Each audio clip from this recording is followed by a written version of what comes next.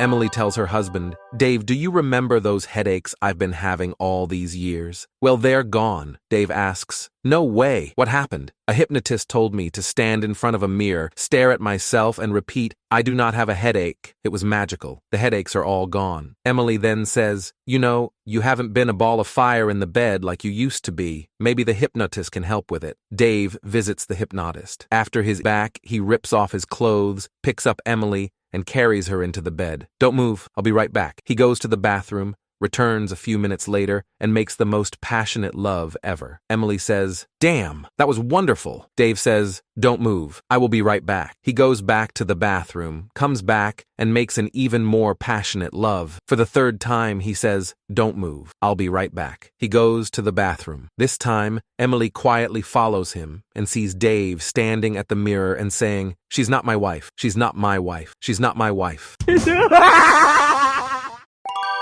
The Pope contracts a rare terminal illness. The best specialists were called in for consultation. After much debate and research, they determined that the only hope to save the Pope's life was for him to have sex with a woman. His advisors spoke in confidence with the Pope. The Pope informs them that he needs a day to pray about it. The next day, the Pope summons his advisors and have the room sealed. My sons, after much prayerful consideration, I have an answer. I have decided that you shall arrange for this most unusual treatment to preserve my life for the good of the church, but on 3 conditions. What are the conditions, Your Holiness? First, the woman that you choose must be blind, for if she sees, she may lose her faith in the sanctity of my station. She must be blind. It will be so. What about the next condition? While I try to be a righteous man, I am a man, and as such, I may cry out in pleasure during the act. She must not know that she is with the Pope, so she must be deaf. Very wise, it will be done. What is the third condition? Big boobies.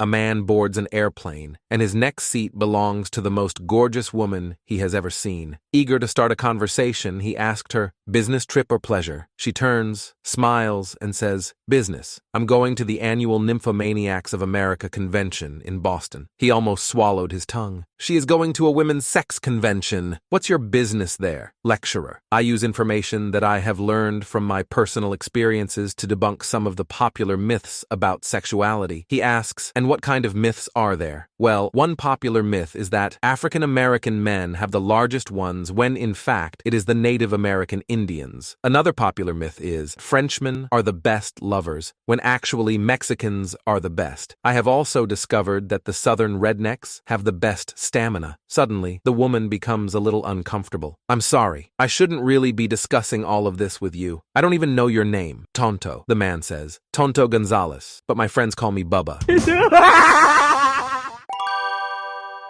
A single young girl arrives at the maternity ward for her labor. After the birth, the midwife says, You have a happy, healthy baby girl, but I must warn you before you see her that the baby is black. She says, Well, I was very down on my luck, with no money and nowhere to live. So I played in a porno, and the lead man was black. Oh, I'm very sorry. That's really none of my business, and I'm sorry that I have to ask you these awkward questions, but I must also tell you that the baby has blonde hair. Well, you see, the co-star in the movie was this Swedish guy, and I hate to pry further, but your baby also has slanted eyes. Yes, there was also a little Chinese man in the movie. I really had no choice. At this, the midwife collects the baby and presents her to the mom, who immediately gives the baby a slap on the butt. The baby starts crying, and the mother exclaims, Thank God for that. The shocked midwife asks, What was that for? Well, says the girl, extremely relieved, I had this horrible feeling that she was going to bark.